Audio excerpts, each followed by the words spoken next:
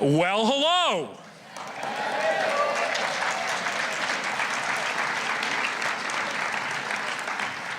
Don't worry, I'm not speaking. It's my job tonight to welcome you all to Walrus Talks Disruption. We're going to have a wonderful evening of ideas colliding, of great big thoughts, of minds being blown. And that is our job today. And it is my job to remind us all that as our minds are blown, as we think about big thoughts and how we build community, we do so in this place, in this week of remembrance. We do so on very ancient lands. And tonight we gather and we remember and honor the original inhabitants of this land, the Niitsitapi. It just means the people. We call them the Blackfoot people now. We honor the Beaver people, whom we call the Tsuut'ina people. We honor the Stoney people of the Nakota Nations and the Métis people with their long history on this land. And we remember, in this week of remembrance, we remember that for the last 150 years or so, this place, the place that the Blackfoot call Mokinstis, the elbow, the place where two rivers meet. This place has been a beacon of light and hope in a cold and dark world, that we have welcomed people from every corner of this earth, every corner of this broken earth, to a place of safety, to a place of liberty, to a place of welcome, and above all, to a place of opportunity. And that is what we celebrate when we celebrate disruption. Ladies and gentlemen, please welcome Shelley Ambrose.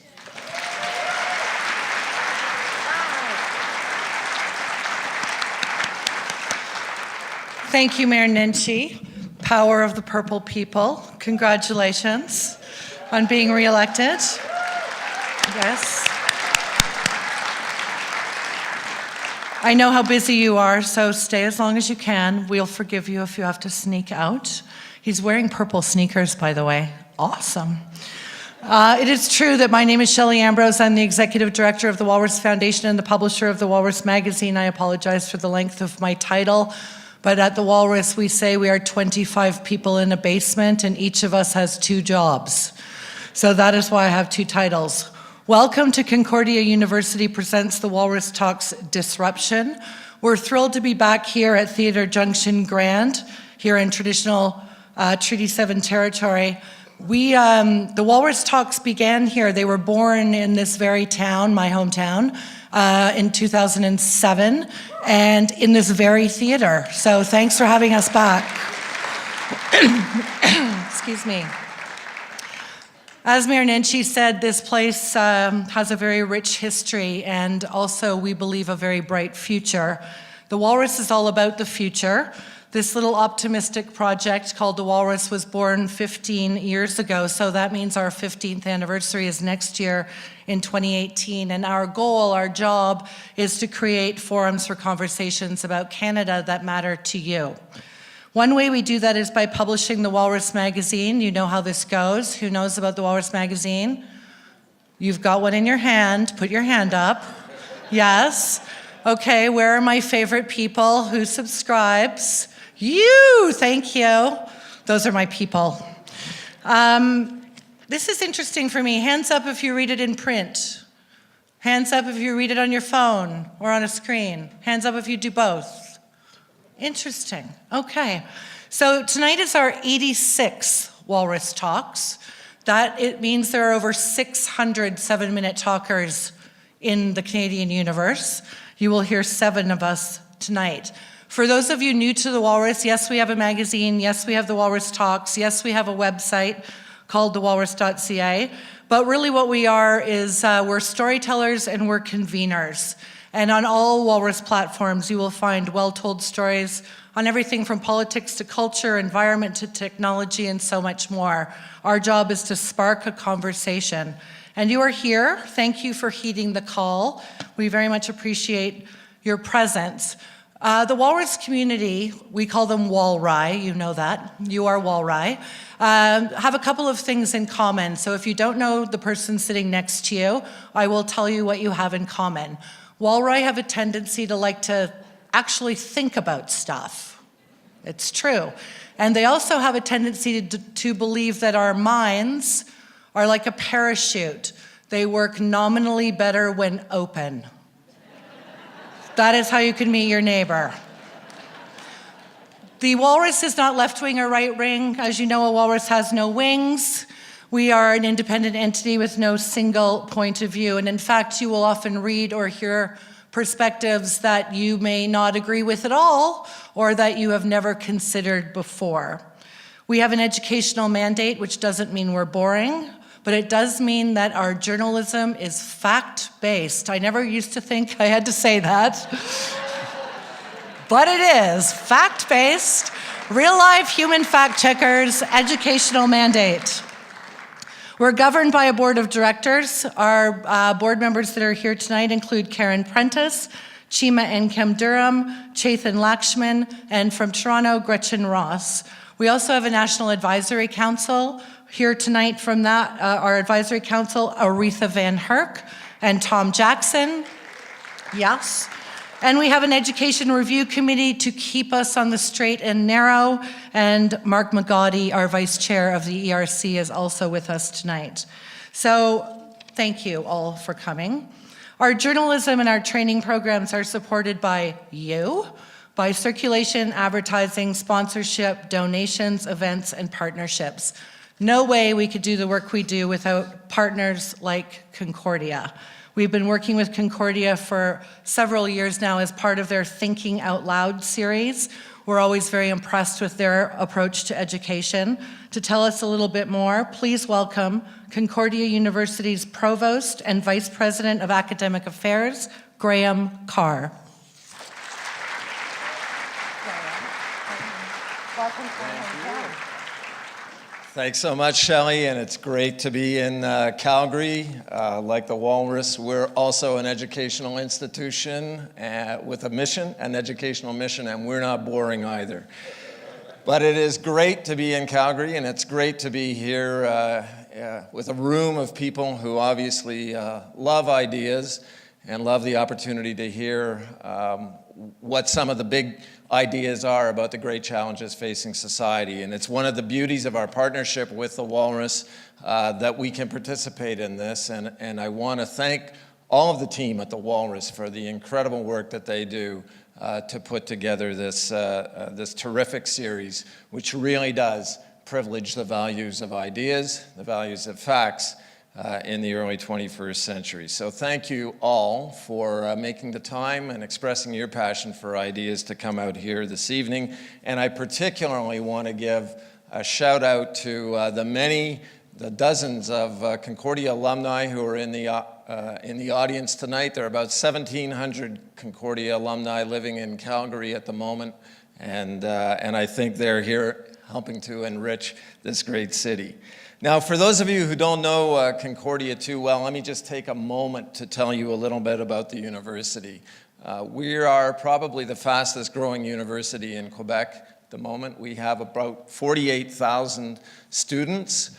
Almost 1 out of 5 students at Concordia is an international student, and close to 25% of the students at the university speak French as their first language. We're a university that embraces our city and also embraces the world. And we're also extremely proud of the fact that we're currently globally ranked as the #1 university in Canada under the age of 50 years. I have to say that we were very happy to help the University of Calgary celebrate its 50th anniversary a couple of years ago, because they were previously the #1 ranked university in that category.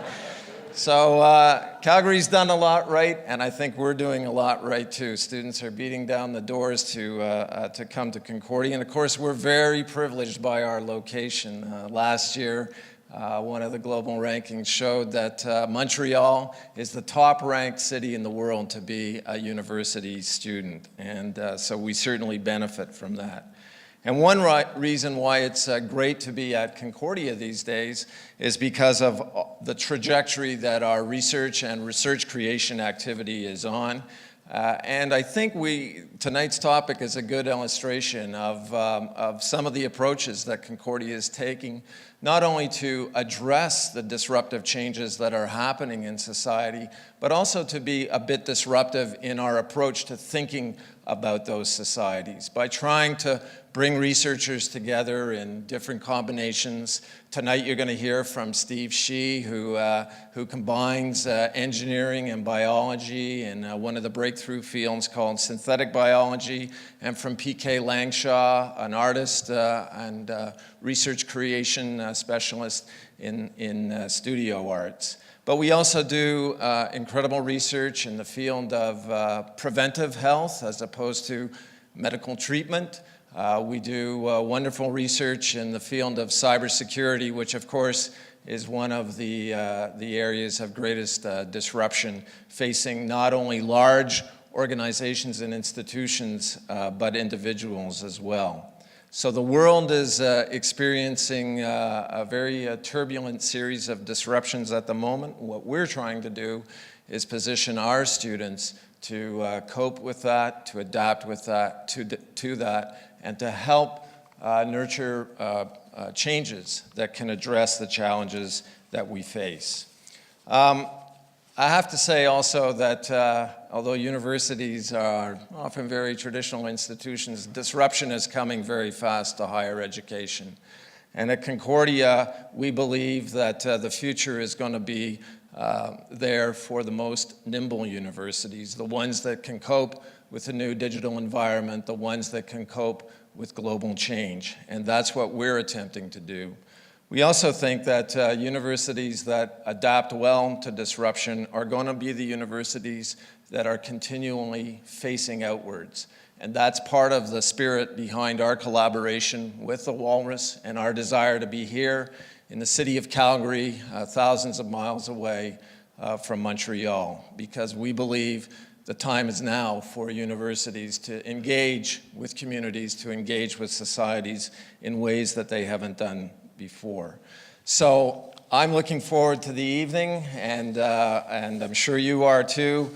Again, I just want to close by thanking Michèle and David and the Walrus team for the incredible work that they do to prepare this series. It's a very meaningful partnership for Concordia. One of the values that we have attached to our strategic directions going forward is the importance not just of partnerships, but of meaningful partnerships. And our partnership with the Walrus certainly fits into that category. Thanks again for coming. Enjoy the evening. Thank you, Graham. Who's been to a Walrus Talks before? Wow, welcome back. Who's new? All right, let's welcome them. Yay. I should have the people that put their hand up come up here and do this part. It would be so much fun to get you all up here to say this. This is how the Walrus Talks works. You all have a program in your hand. The lights stay on. The front of your program has the speakers. They are in speaker order. Their bios are on the back if you would like to know more about them. I do not pop up like a jack-in-the-box and read your program to you. You need to follow along. They will come up. Each of them will introduce themselves. You will see in here 7 Walrus talkers in a row. And at the end, as always, you are all invited to the post-talks reception where there will be food and wine and lots of things to talk about. So just before I let them get started, I am going to thank each of them in advance.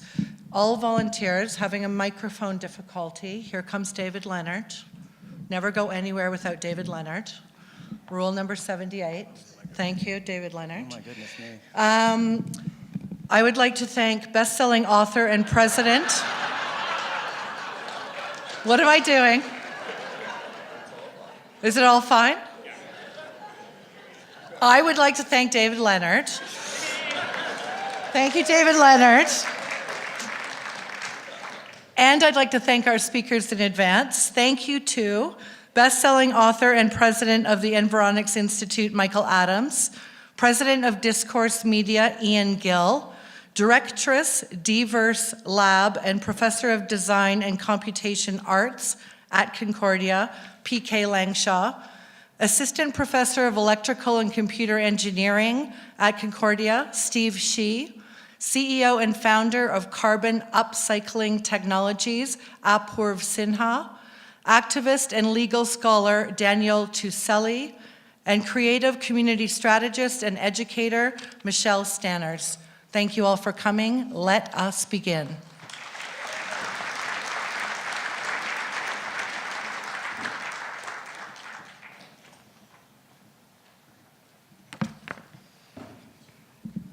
Oh, yeah.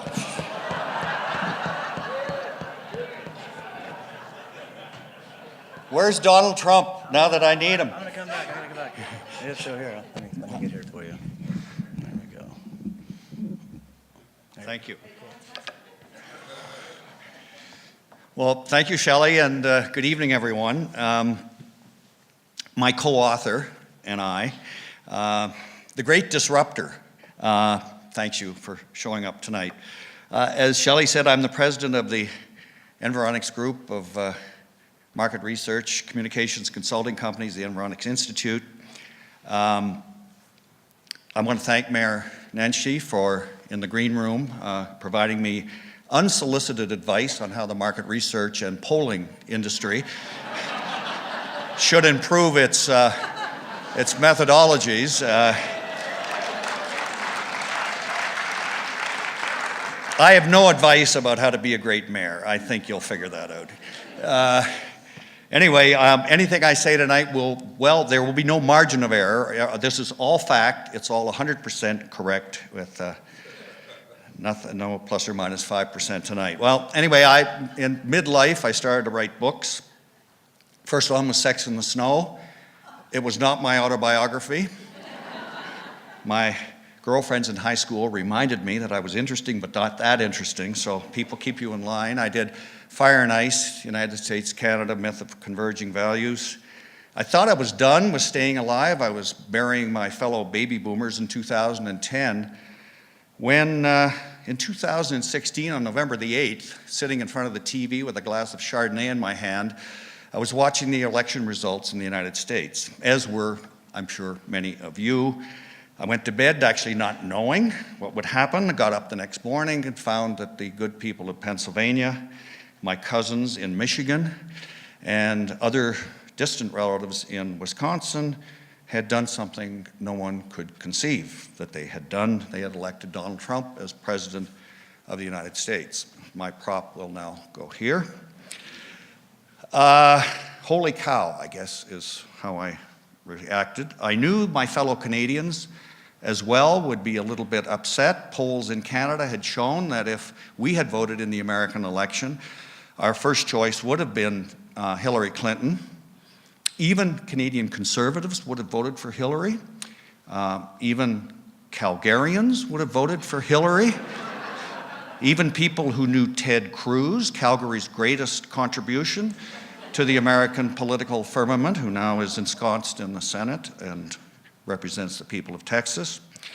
The second choice would not have been Donald Trump on the part of Canadians. It would have been Gill Stein, the Green Party leader. So I had a sense that the Canadians probably, would be kind of wondering, okay, we've seen what's going on in Europe with the rise of xenophobic nationalism in response to all the refugees coming from the Middle East and Africa. Now they see Trump down in the United States. We've got to be next, right? Could it happen here? Well, you do a book, and you can't just tell people about polls and surveys and so on. You've got to put your country in context. So I looked at our country in context. It actually wasn't such a great story. The history of our relations with Aboriginal people is not that great. It didn't start out too badly, but then it went quite badly. The 19th century was quite unfortunate. Residential schools, of course, we're actually just moving now into a period of truth and whatever we can define as reconciliation. That's still to be determined. Well, then we had the Catholics and the Protestants. They didn't get along very well. The Irish came. We really thought everything was over. Civilization would be going down the drain with the Irish, and I think we were partly right. But anyway, then Then we have to fill up the great expanse of the Canadian West. So Clifford Sifton, a member of the cabinet of Laurier, brought in the Poles and the Ukrainians, and I guess we thought they would be better than the Americans taking over the place, so they did. But they were, of course, further down on the status hierarchy in those days. We treated the Chinese terribly, had taxes. The Japanese were interned in the Second World War, and then Jews leaving Nazi Europe got in a boat to St. Louis, went to Cuba, turned away, went to the US, turned away, and came to Canada. And our response was, none is too many, not very generous. They went back to Europe, and a good number of them actually died in Nazi camps. Not a great history, but suddenly in the 1950s and 60s, particularly in the early 60s, we changed. And I think part of the change came about because Quebecers, French Quebecers, who'd always been kind of second-class citizens in this country, were asserting themselves, saying we want to be treated as equals. We want respect in this country. We responded with the Royal Commission on Bilingualism and Biculturalism. Again, those Poles and Ukrainians from the West said, well, not everybody's just a descendant of the French and the English in this country. We're here too. So we invented the concept of multiculturalism. It's a Canadian neologism that now the world understands as a Canadian contribution. We then made it an act, and we put it, we made it kind of official in 1971 and again in 1988. But the more important thing we did in 1967 was to get rid of a racist immigration policy. And we went from a policy that privileged white Europeans to a policy that said people are going to get into this country on merit. So, education, skills we need, and have some rudimentary understanding of English or French. We invited the world to come to Canada. The world came to Canada. That world that came to Canada in the year now, 2016, the latest census, 20%, actually 22% in the latest census, foreign-born. Foreign in our country, from 100 different countries. Second generation, that's another 20%. 40% of our country is foreign-born or first generation. Second generation. In our cities across the country, the proportions are even higher. I come from Toronto. Toronto's 50% foreign-born. Second generation takes us up to 75%. This is an astounding proportion. Vancouver is similar. What do people do when they come to Canada? Well, you get here, get your kids in public school, you get a job, and what do? You become a citizen. What do citizens do? Citizens vote. 85% of immigrants who come to our country who are eligible are citizens. They vote. What do people who do vote? After a while, they join a political party. What do people do then? They run for nomination. They get elected. 46 members of our current parliament are foreign-born. No other country in the world comes close to that proportion. Where are they in our parliament? They are conservatives. They are liberals. They are New Democrats. They're in our cabinet. The Minister of Immigration comes from Somalia. The Minister of Defense is from South Asia, from India. And now the New Democratic Party have elected a guy with a turban and a kirpan. Should we elect him Prime Minister, we will be able to get rid of the defense budget because he will be able to defend us with his ceremonial dagger, banging down all those missiles coming from North Korea. Thank you.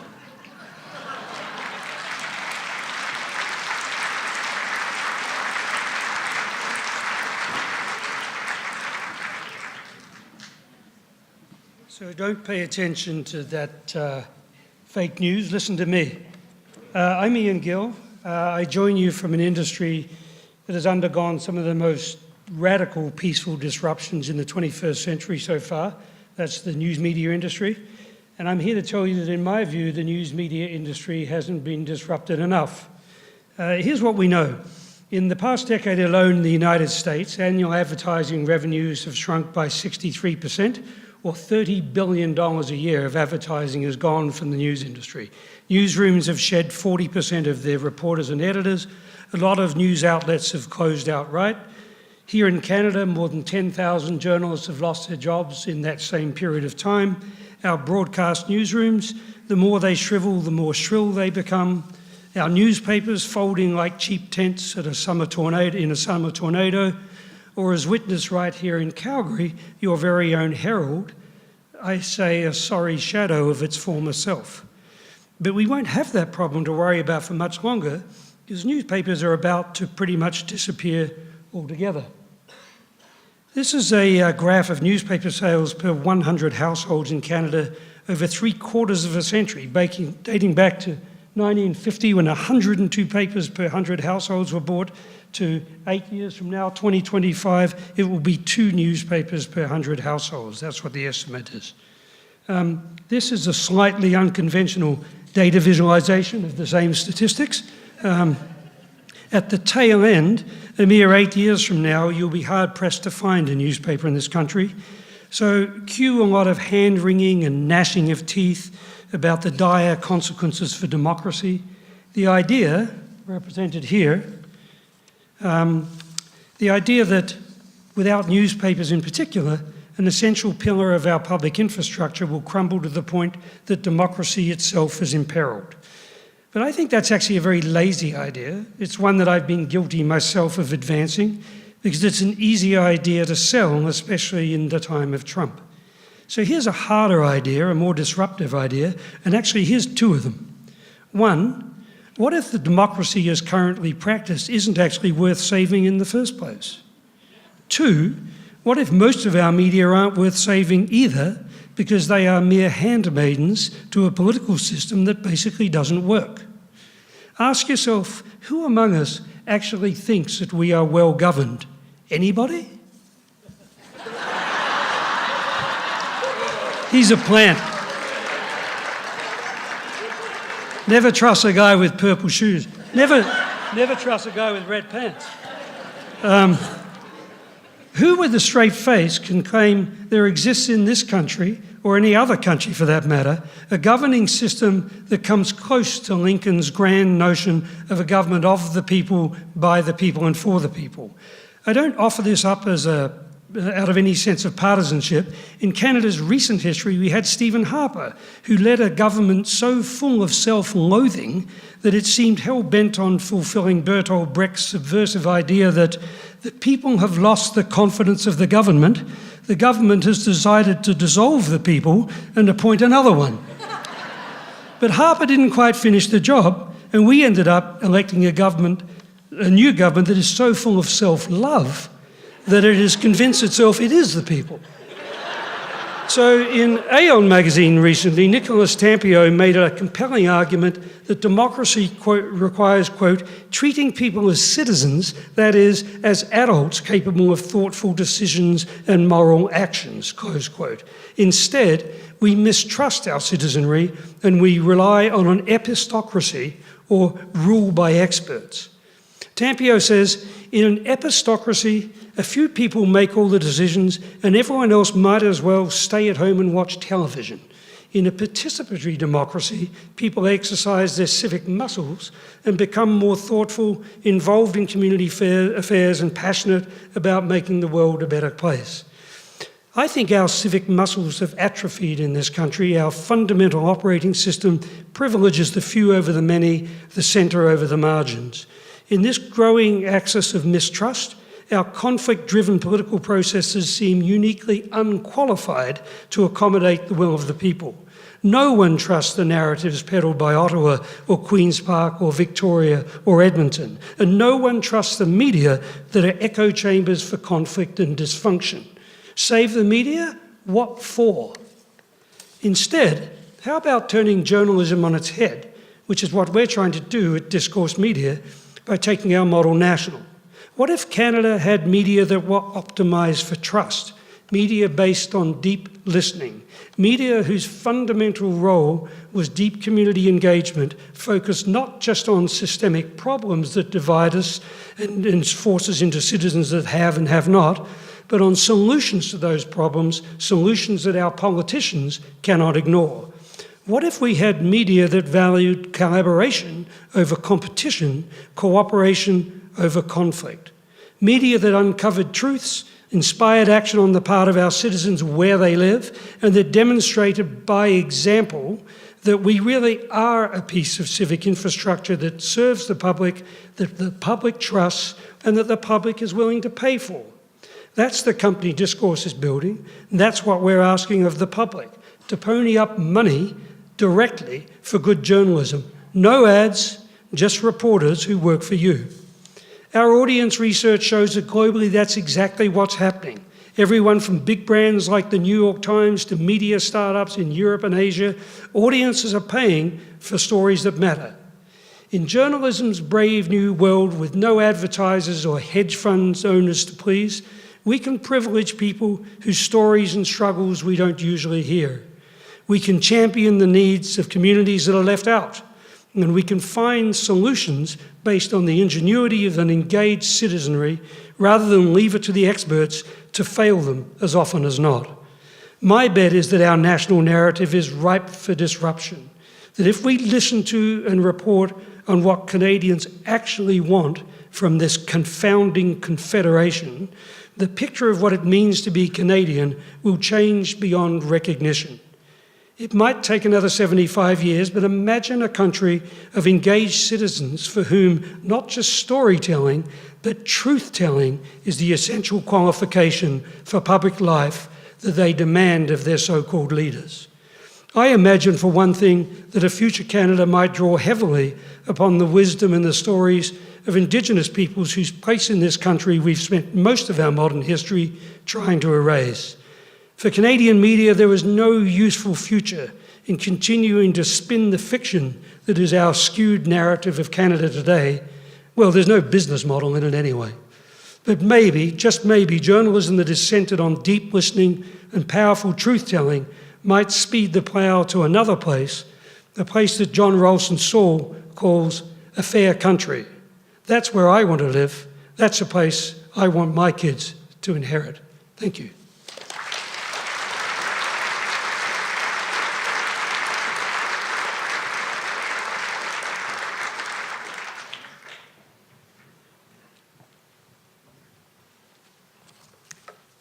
My name is P.K. Langshaw.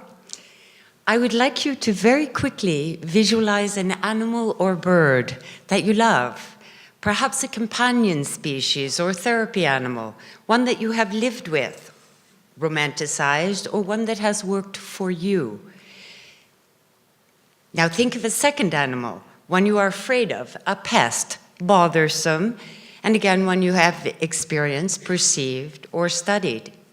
Now please hold on to those. How might disruption or the act of circumventing the norm or destabilizing the familiar be a key factor for envisioning compelling new living cycles?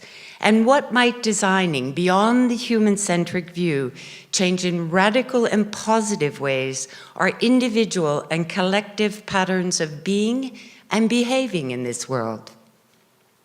We would move away from human isolation and design our homes and communities to become convergent for all inhabitants, habitats, and habits, and would understand the deep connections with and the critical interdependence on other species, because truly sustainable frameworks and ideas honor biodiversity and ecological resilience. Rather than trying to control nature, we create mutually beneficial systems where we are responsive and responsible participants. Why? Because it is increasingly evident that we are colliding with other species in precarious and unsustainable ways. Disruption also demands embracing the personal, or the experience, the poetic as creative thought, and the political where the individual is bound to society. And for me, these work in complement with my academic research in design for the built environment. Philippa is my first name, which means lover of horses, and my first choice animal. I remember moving through the dense forest and up steep inclines at Lake Louise. We were tracking a bear who had been seen near tourist areas. My mare's head cocked, ears stiff, pointed, nostrils flared, tense muscles, eyes widened. I couldn't see through the woods, nor identify the variant sounds of rustling leaves, so I surrendered to the horse's embodied and acute sensing of the land. She was teaching me how to be within nature, and although it has been many, many years since that time, it remains one of my most magical and visceral memories. One event, one horse has stirred a lifelong respect for all horses.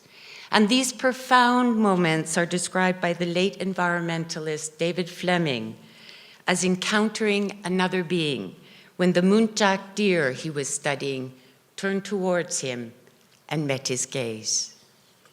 And whether, in the 1970s, reports showed that highways through Banff National Park endangered animal populations by subdividing species into vulnerable fractions and interrupting migratory patterns necessary for food sourcing, healthy breeding, and sheltering.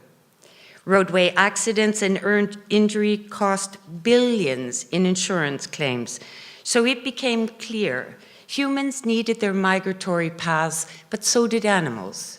And whether intentional or not, wildlife crossings became the precursor to designing beyond the human-centric view, with 88 underpasses, overpasses, accommodating large and small creatures, elks, deer, cougars, and so on. There has been a dramatic decrease in roadkill and human death. The passes have created living science laboratories and observation stations for us to view the wild from non-intrusive distances. Animal pathways have been effective throughout the world, with the Netherlands constructing in the most provocative way a sunken pedestrian bridge for migratory humans so as not to disturb the surrounding aquatic residents. Now, closer to our own urban spaces, I tell the story of my second animal or pest creature. Away from the noise and congestion of the city center, I bought a property with twice as much land as it did living space. But here is where I wanted to design my English garden, with rocks, trees, flowers, and peace and quiet. Well, that is until I was rudely interrupted by the cacophony of loud, eerie, and irritating calls. And if you know Alfred Hitchcock's The Bird, a flock of seagulls or a murder of crows will trigger upsetting movie memories, and they loved my cherry tree far too greedily. So I began investigating the corvid for their weakness and how to be rid of them. Oh my God. Mythical creature, superior intelligence, facial recognition, important seed spreader, capable of complex missions such as dropping walnuts at Tokyo traffic lights, where the passing cars crush the nuts and the crows cross safely with the pedestrians to retrieve their meal. I was in awe, and suddenly their calls became orchestral, and we ate cherries together happily ever after, in part because they had indeed moved into my backyard, and in part because crows remember faces, and I could not risk retaliation if they were to be slighted. So in this case, it was easy for me to shift the crow from pest to partner. And my provocation to you tonight is, would you also try to change, interrupt, disrupt, undo how you experience or will live with your second or problem creature? Because this story needs to be co-authored by all of us. The personal experience in order to capture the poetic imagination for biophilic cities and enriched landscapes for human, non-human ecologies, which in turn provoke a politicized collective action in areas where the neighborhood wild and humans are more and more encroaching on each other's territories. Thank you.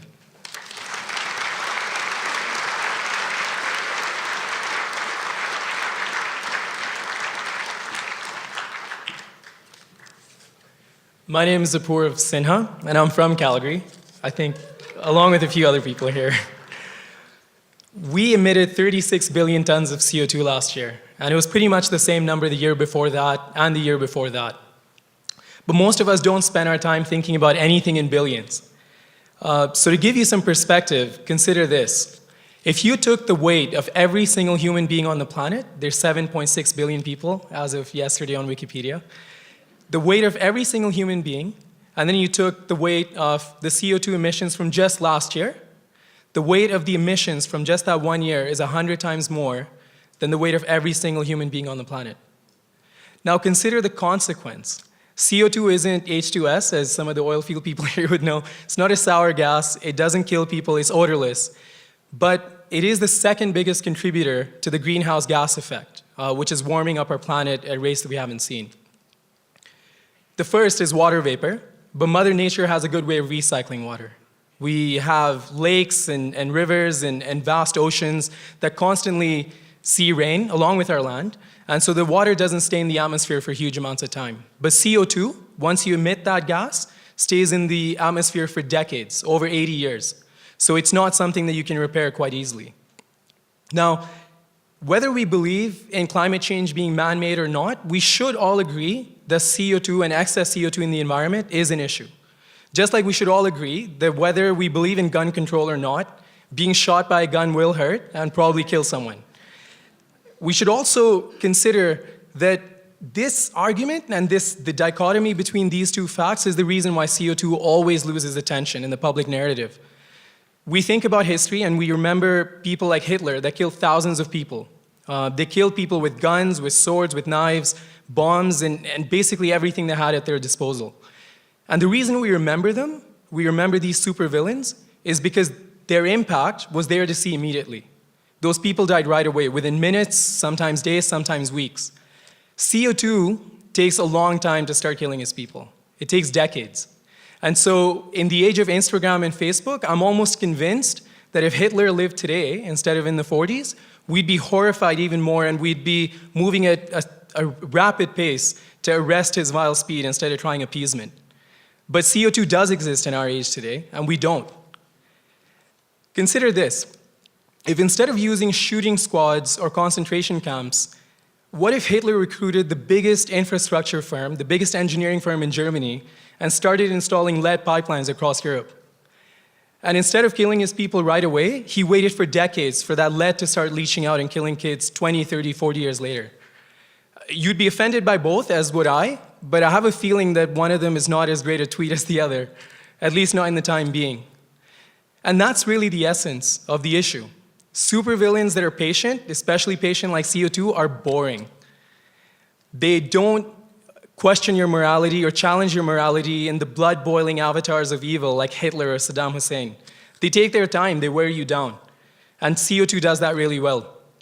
In fact, I believe that CO2 is really just a product of our own society and our own progression, instead of being a foreign evil that's imported from another planet.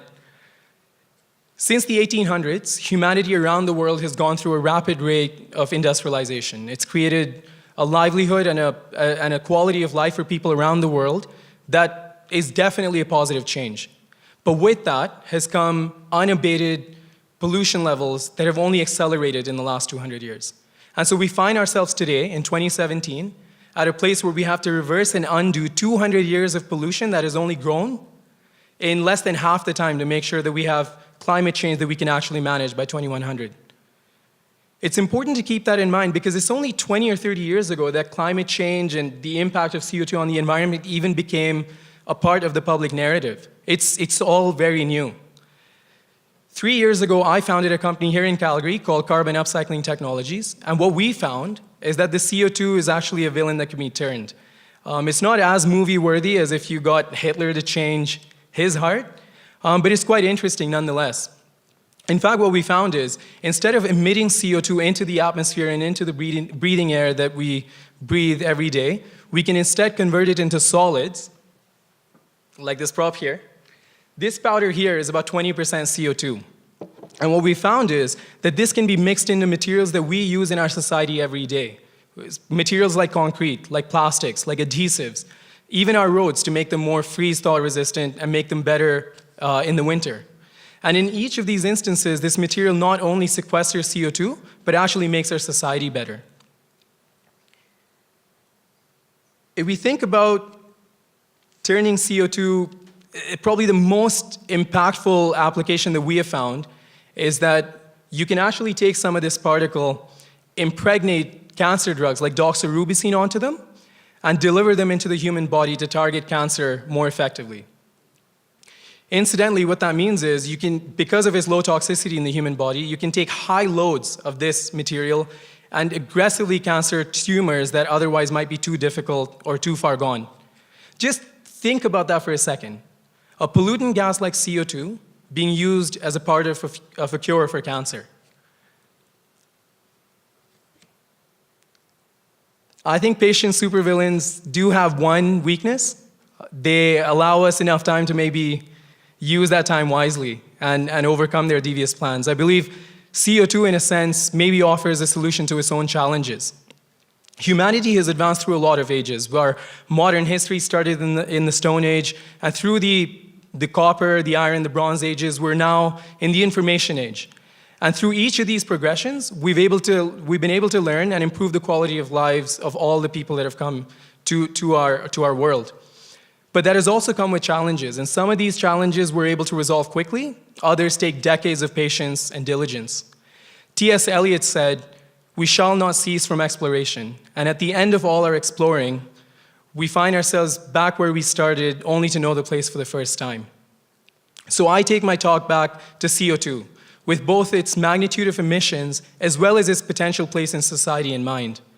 Because I believe that the next age will be the carbon age, an age where our own largest emission will be used to make our society more efficient, whether it be our buildings, the plastics, the cars we drive in, or even the medicine that we use to treat our biggest ailments. I look forward to seeing you in that future, and I look forward to being with you in our journey there. Thank you.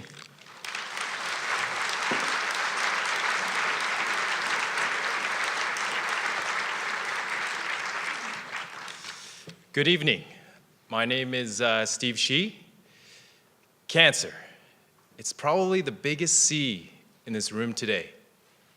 I personally have a story with cancer, and I'm sure some of you here also has a story with cancer. Cancer essentially affects everybody. Doesn't matter if you're a celebrity, you're an artist, you're an athlete, it does not have a preference. But given the state of technology of today, why is cancer still so very prevalent and still one of the leading causes of death in our society of today? Now, if you want to study cancer, you must first know that cancer is a genetic disease. It starts with a small, benign cell, and over generations, it starts to form this huge cell mass, essentially a malignant tumor. For some of us, we can eradicate these cells, but unfortunately for some others, these cells stay and start to spread at different parts in their body. So some would say that these cells, or cancer for that matter, are essentially deadly. It ruins all the normal functions of human life. Now, I'm not a doctor, I'm not even a biologist. I'm actually an engineer, specifically electrical engineer. But my interests lie in interdisciplinary knowledge, trying to bridge the gap between science and engineering, using my interdisciplinary skills, engineering tools and skills that I've learned in the past, trying to solve major challenges that we have in health and in medicine. Currently, I'm a principal investigator at a laboratory at Concordia, and my students and I are trying to advance cancer research by developing new cancer tools for detection. So, the question is, how are we going to do that? Well, behind me, I show you two images of scientific laboratories. One that is shown 100 years ago, and one that is shown today. If you take a closer look at these images, you'll notice that, well, they're actually very similar. All the structure of the labs, the tools that we use, the glassware, they're all very similar. what surprises me the most is the biological and chemical processes that we use in these laboratories, they're essentially the same. Actually, some of the procedures that I use are essentially as old as my dad. But in terms of cancer, these scientific laboratories have made it grossly inaccurate and highly expensive to study cancer. So how are we going to change all that? Well, there's a man, sort of motivated our work, Gordon Moore, and he created this law called Moore's Law. For those of you that don't know Moore's Law, essentially what it states is that the smaller the transistor that we can make, the more transistors we can fit on an electronic chip. So the more transistors we can fit on an electronic chip, the more processing power, the more computational operations we can process. And we already seen sort of the results of this. Instead of those old bulky cell phones that can only dial a phone number, now we have these nice, sleek cell phones, can take the nice, beautiful pictures, can sort of follow our friends on Facebook who are thousands of miles away, or even follow our favorite politicians south of the border, their Twitter feeds. But for us, instead of miniaturizing electronics, what we're essentially doing is miniaturizing laboratories that will fit essentially right in the palm of your hand. If you think back to your high school days, when you did a science experiment, what you're essentially doing is manipulating fluids such that you can create a variety of liquid concoctions. Whether you're putting liquids into your glassware or merging or mixing different liquids together and analyzing those liquids in your glassware. Well, now, with these, what we call lab on chips, you can now automate all these fluidic processes just by a click of a button. Now, not only are you saving time and cost, but now you can analyze precious samples just like cancer cells, and you can analyze many different samples at one time. So instead of a group of scientists looking at one scientific experiment, all I need now is one scientist to look at possibly thousands or even millions of scientific experiments at one time, using a device just like this one, right in the palm of my hand. But what does this mean in terms of cancer? Well, cancer cells at the early stages are really difficult to detect. But if we miniaturize the laboratory to the dimensions of a cancer cell, we can trap the cells, we can understand the genetics, and then really figure out what is causing a benign cell to form a malignant tumor. Cancer cells, in fact, are all very different, but by using these labs on chips, we can analyze all these different cancer cells, find out what is the commonality, and finally figure out the culprit genes that are affecting cancer. Now, we're not going to stop here. In fact, we want to use our laboratories for something else. We want to develop new personalized treatments for these cancer patients. We all know that the generalized treatments that we have for them today are essentially ineffective. They're not killing cancer. Now, these devices that we have, they're fast, they're cheap, they're robust, but most importantly, they're sensitive to detecting cancer. Now, my laboratory right now is looking at breast cancer, but we're not stopping until we look at all types of cancers and hopefully eradicate them all together. Now, the next time you think about cancer, or even you speak about cancer, I want you to think small so that we can win big and hopefully eradicate cancer once and for all. Thank you so much.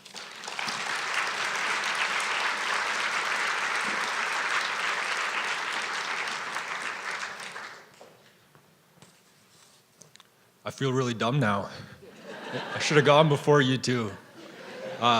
Before I start, I want to thank the mayor for acknowledging territory and for pointing out like whose land I'm on right now, because I didn't know all that, and I really should know that if I was going to come here and speak. So I appreciate that. So my name's Daniel Taselli. I'm Dene. I'm from Radley Co., which is known as Fort Good Hope on the map. I'm a lawyer. I'm the chief negotiator for my community's self-government negotiations.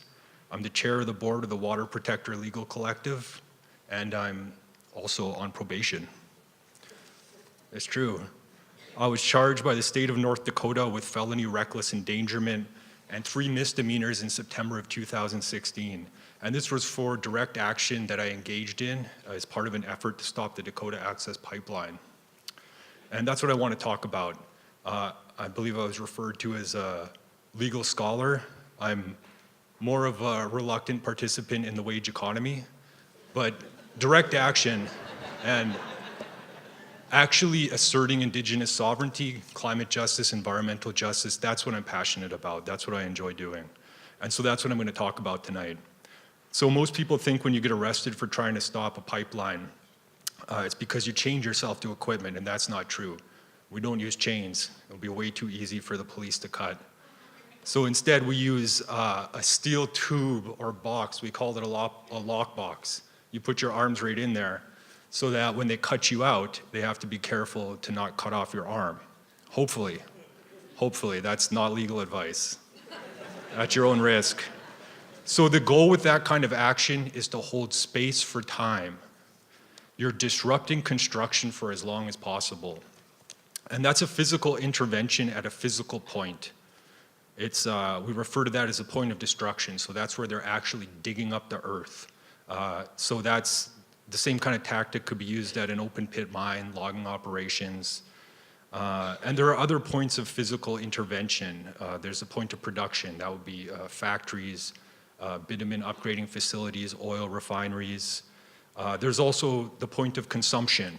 So that would be your shopping malls, grocery stores, even a gas station pump. That's where the consumer actually purchases the product that is being produced. And there is the point of decision. So that would be a legislature or a parliament or even a shareholder meeting. And these are the physical spaces where decisions are being made about things like extraction, production, consumption, and whether or how those activities proceed. So those are all physical points of strategic intervention. And those are places where activities can be disrupted and behavior and decisions can be influenced. But what's more interesting to me is the non-physical points of intervention. So in our strategizing in the work that I do, we always consider this, and we always consider what we call the point of assumption. And I'll get back to that, but that's because we do this because we use a framework called story-based strategy. And so under this framework, everything is a story, and everything is analyzed as a story. And those stories are deconstructed and the weak points are identified and strategically targeted. The story itself is disrupted. So as people, we're inherently conditioned to view the world as stories, and narrative is more influential than scientific research, legislation, or policy. And I'm sorry, I didn't know I had 2 scientists with me and a mayor. And so, but really, if fact sheets and policy papers, if those things on their own really fundamentally change the world, then the world would be a perfect place, because there's a lot of that floating around. So I'm not saying that stuff isn't valuable or necessary. I'm saying that it's not enough, and we need to look at narrative. We need to look at stories. Stories are how we learn and how we understand the world around us. So getting back to assumptions, those are an inherent part of narrative. Assumptions are integral to stories. Assumptions are the things that we need to believe in order to believe the story is true. So if I walked in here right now and I was soaking wet and I told you some big yarn about how it's raining outside and I forgot my umbrella, you might believe that, you might not, but you would have to assume that it's warm enough to rain and there's at least some clouds in the sky. Those are the assumption you need to believe that story is true. And I wouldn't come in here and say, oh, it's 3 degrees above zero and there's exactly 7 clouds. The assumptions are usually unstated, but they're necessary to believing the story. And someone could easily show you that it's below zero or that it's a perfectly clear sky, and you would right away know that my story is false because those underlying unstated assumptions that you didn't even explicitly think about were proven to be false. So that's a dumbed down version, but that's the approach we take with direct action. We look at social discourse on subjects like climate change and fossil fuel extraction as a story. It's a story dominated by certain voices and certain interests, and that's usually government and corporate interests, and other voices are not represented. And we call that the dominant narrative. And we map out the dominant narrative and identify the key elements of that story. So obviously there's assumptions, those things you need to believe their story is true. There's also conflict, so that's the backbone of every narrative. Every good story has a conflict. And as we heard with climate change, it's often a very boring, kind of long-term conflict. Characters, who has a voice? Protagonists and antagonists, so we heard about villains in the climate change story. That's important. Imagery, there's a quote that goes, if you tell me, it's an essay. If you show me, it's a story. All good stories come with images or evoke imagery. And foreshadowing. All stories provide hints about their outcome. So if you see a gun in the first act of a movie, it's going to go off at some point in the movie. So we map out the dominant narrative and we replace it with our own narrative. And that's a narrative that highlights the conflict, that elevates the voices of characters who normally don't have a voice, and that offers foreshadowing of a future people never even thought was possible. Our story attacks the assumptions of the dominant narrative. So I'm going to end with a brief example here, and that's October 12th, 1992. And that was the first celebration of Indigenous Peoples Day. And it was also known as Columbus Day. In fact, the 500th anniversary of Columbus allegedly discovering the continents in this hemisphere. And I don't think anyone actually still believes that Columbus discovered anything, but that cultural narrative around Columbus Day, it represents a lot. So it represents the doctrine of terra nullius, it represents the invisibilization of indigenous peoples, and our systems of social organization, our legal orders, and our systems of governance. It masks, or worse yet, justified genocide of indigenous peoples. It represents colonialism. So more than 2 decades of dedicated and strategic campaigning, organizing, and direct action have successfully deconstructed that narrative and replaced it with a different narrative. And that's the narrative of Indigenous Peoples Day, a narrative that makes Indigenous people a character in the story, and it's a narrative that refutes the assumption of terra nullius and refutes these underlying values of colonialism. So when we go out and do direct action, whether we're locking down to equipment, whether we're disrupting parliament, or whether we're organizing in a community center somewhere, we always think, how do our actions disrupt the story? Thank you. Merci. Merci. Merci. Thank you.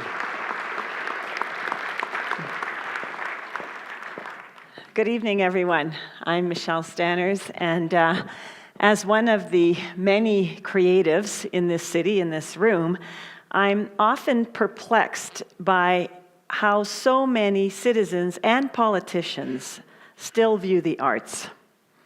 What if art could actually be used and seen as a powerful disruptor and for positive social movement and change? So let me tell you a story, a true story. The year is 1995, and Bogota, Colombia, is listed on the International Watch Advisory as the most dangerous city in the world. It's rampant with narcotraficantes and warlords and corruption, and traffic deaths caused by people fearing carjacking tops 1,500 a year. So the streets are a nightmare. You're the new mayor, not you. What do you do? Enter Antanas Mokas, a university professor of mathematics and philosophy who campaigned for mayor on a platform of nonviolence with the slogan, "Arm yourself with love." Well, he won, promising that the first thing he would do would be to deal with all these traffic deaths. After 2 months and no policy ideas in sight, he almost gave up when one of the elders in the community jokingly said, "When there's nothing left to do, send in the clowns." Well, he had his answer. And within weeks, he fired 400 traffic cops and replaced them with mimes. Yes, mimes. Who now controlled the street corners with nothing but a sign that said correcto if the car stopped at the red light, and incorrecto if it didn't. Now, surely you ask, they gave out tickets? No. They had guns? No. They were doubly unarmed, with neither words nor weapons. He also had painted on the pavement shooting stars everywhere someone had been killed to make people think twice before jumping into a busy intersection. Policy makers take note. In the first year, traffic deaths dropped by 50%.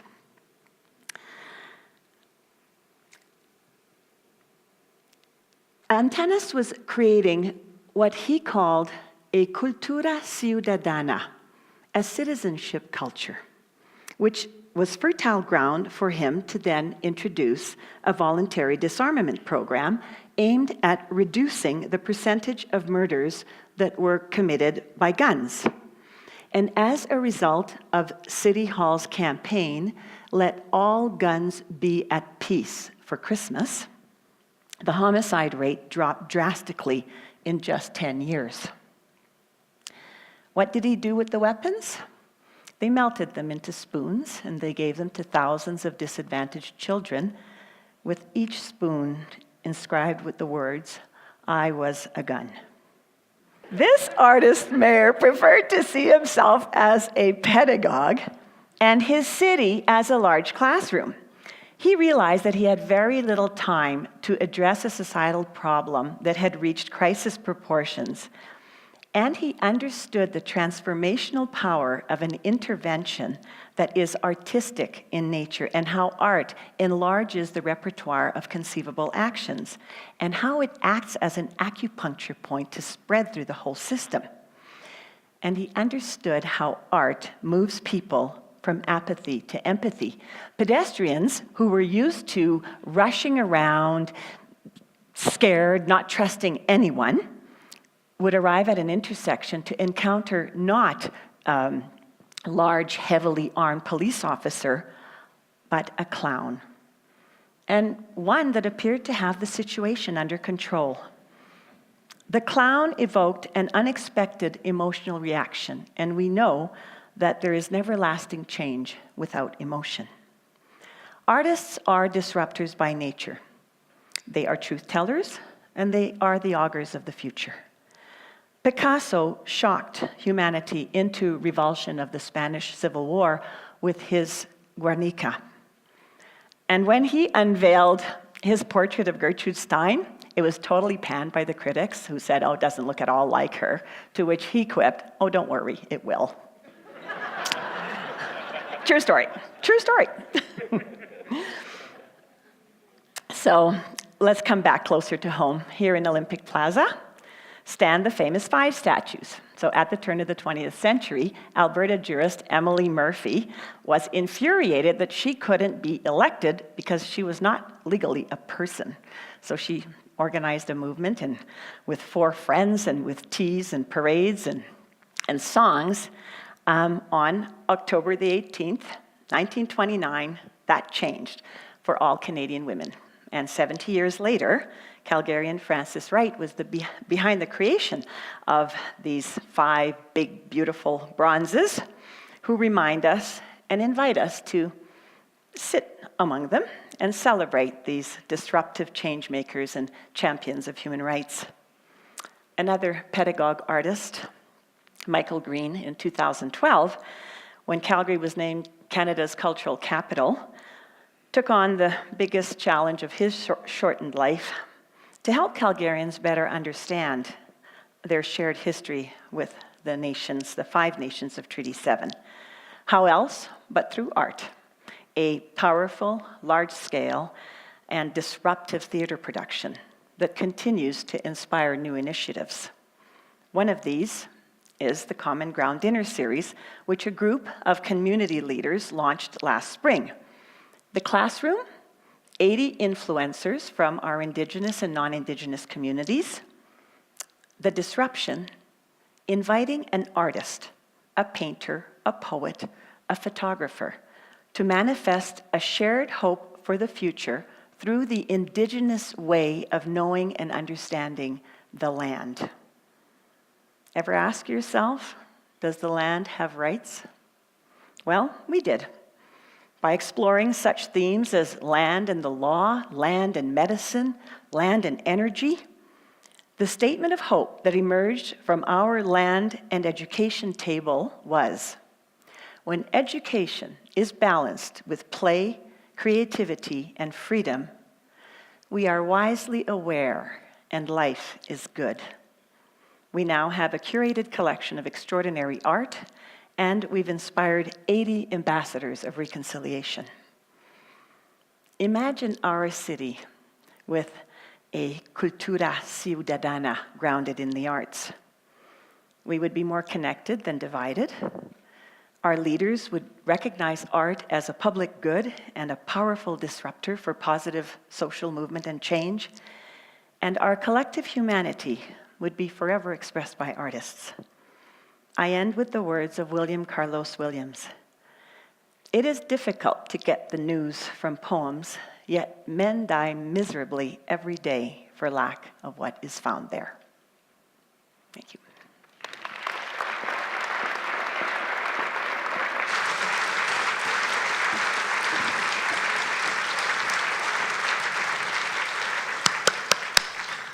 Wow, I mean, I know that there's disruption in everything, food, migration, media, gender, everything, but I had no idea that even mimes had been disrupted. I didn't know there were 400 mimes. Do you remember that joke, that old joke, the definition of an optimist? A mime with a beeper. So like 400 mimes. Ladies and gentlemen, please join me all at once, thanking all of our talkers, Michael Adams, Ian Gill, PK Langshaw, Steve Shih, Apoorv Sinha, Daniel Tuselli, and Michèle Stanners.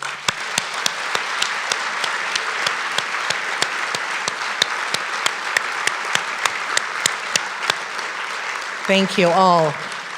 As I mentioned, this is our 86 Walrus Talks. That means there are now more than 600 plus 7 Walrus Talkers, and that you can watch or listen to at your leisure on the Walrus YouTube channel, or you can head to thewalrus.ca.